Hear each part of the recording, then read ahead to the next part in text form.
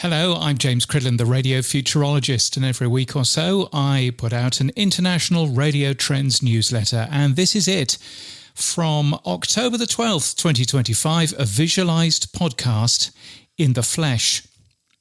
One of the smartest podcasts that the Australian ABC produces is called If You're Listening by Matt Bevan. I'm Matt Bevan, and this is If You're Listening. Now, I link to it on YouTube and I link to it on ABC Listen because originally an audio podcast, the ABC started making it into a video podcast in July 2023. The show is very heavy in terms of archive footage, and as I understand it, Bevan records in both video and audio, in his basement at home, by the way, and then two separate teams go and edit it, one for video and one for audio. The audio version that I link to in the show notes of the same episode is 22 minutes, 28 seconds. The video version is 21 minutes, 15. And they are wildly different in terms of editing. I show an image showing exactly how different they are. And the video trial must have been a success because the audio version now airs on ABC Radio National. The video version airs on the ABC News channel. A lot of the times we hear a visualised podcast being touted as something that's just a TV chat show with a cheaper set. It's easy to film a chatcast, a simple interview with two people on video. You just run a few cameras and you can even mix automatically between them if you want. And with an online tool like Riverside, you get a mixed video file free as part of the deal if you want. You've probably seen something like that with Diary of a CEO. But this is a piece of content that is deliberately remade for both types of output. And there's lots to learn, I think, from how the ABC do it.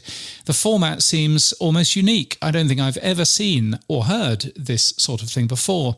And it speaks volumes that the ABC haven't put this show onto Spotify in video. Spotify, if you didn't know, lets you upload video podcasts directly. But when you do that, the audio from the video file is what everyone hears. So if you're doing two separate edits, as the ABC does, then tough. A Spotify listener will just get the audio from the video file, and that's not always the right plan.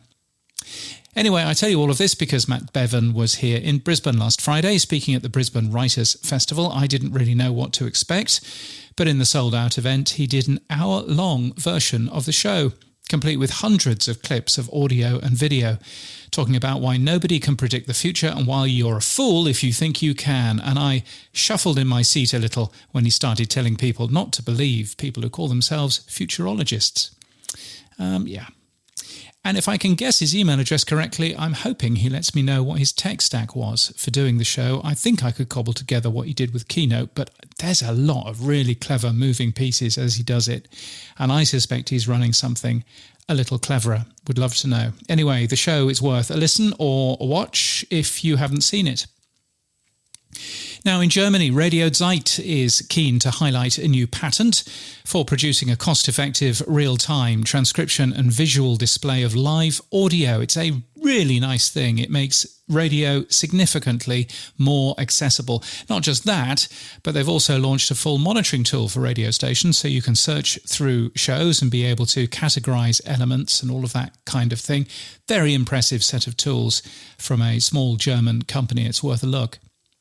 Now, emergency broadcasting. I might be doing a talk in a month or so about radio's emergency broadcasting, giving some good examples of radio stations producing emergency broadcasting that connected with audiences who needed it. And one of the benefits of being independent as I am is that I'm able to talk about anybody, commercial, public, community, and able to talk about both programming solutions to emergency situations, but also engineering solutions too. The famed radio in a suitcase temporary solution, or another solution that I'm aware of that broadcasts radio with nothing more than an internet-enabled mobile phone and a bucket. And if you've got any good examples or stories that you would like me to share at an international broadcast conference, please do let me know. I would like to be able to play some video and play some audio and maybe even do some magic translating that audio into English. Who knows? My email is james@craig.land. Interesting to read the howls of protest from the Australian radio industry after I suggested last week that the regulator ACMA should suspend Kyle and Jackie O from the airwaves and shift them to an age-protected online live stream. Reaction to this was fascinating and really clear. Anyone not involved with the radio industry wholeheartedly agreed with me. And they were astonished that Kyle and Jackie have been allowed to broadcast this obscene content for so long. Meanwhile, anyone that was involved in the commercial radio industry was totally horrified that I'd suggested that media regulator ACMA actually do some media regulation. But people can just turn off, can't they? Was one response. Another person telling me to let the market decide. Another deciding that all the show needed was another censor, but this time an independent one. Not a single person involved in radio suggested that ARN, as the licensed broadcaster, deserved any punishment or had any responsibility. Yet every single one also said that they didn't defend the content. The difference here was really stark, really obvious. To me, it's really clear that this is now a systemic issue in the commercial radio industry, not just a one-off. There is a genuine belief that obscene content on the radio is just fine, and I'm the whinging pom for objecting to it.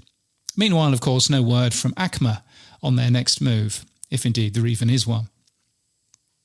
The BBC's radio stations fell off tune-in last week for 24 hours, but came back after I asked a few people at the BBC whether that was a permanent change. I also discovered that Apple Music lets you listen to radio without a subscription. So that's a nice thing. Anyway, I linked to how to listen to BBC Radio outside the UK from the show notes. Still no on-demand radio in the app, by the way. It's been on the web for a few months now. I'm sure that they know what they're doing. Now, I'm in Sydney from Wednesday afternoon until mid-Friday. I'll be spending Thursday at South by Southwest Sydney. So my contact details are linked. In fact, james.cridland.net/contact is how to get in touch with me. I should mention, by the way, if you're listening in the US, I've got a new US telephone number to go with my UK and Australian one. Yes, you can ring it and it'll make this phone on my desk actually ring. Astonishing. So you can give that a go if you like. Also updated on my personal blog why you probably don't need a VPN, why you should cover up your barcode on your airline boarding pass. No, really. And how to avoid showing some shortcodes in Hugo's RSS output, which I'm sure that you'll find thrilling. Where am I speaking next? Radio Days Europe in Riga, in Latvia, in March 2026, radiodayseurope.com for more information on that. Very much looking forward to doing that. And thank you to my many supporters, including Wade Kingsley, creative coach, who I've already mentioned in this podcast already. But you can't guess where. Also, Media Realm, thank you, and Media Results as well as Greg Strassel, Sam Phelps, Richard Hilton, Emma Gibbs, Jocelyn Abbey and James Masterton. Thank you all for being regular supporters. If you would like to support my work in any way, please do. You can buy me a coffee at buymeacoffee.com/James Cridland, or there's plenty other ways of doing that in my show notes. I'm on Blue Sky as james.crid.land, Mastodon, james@bne.social. And I've got a website as well. Hooray! About who I am and what I do and whether I can help you further. You'll find that at james.crid.land. Oh, yes, that works now. So that's a nice thing. Anyway, until next time, keep listening.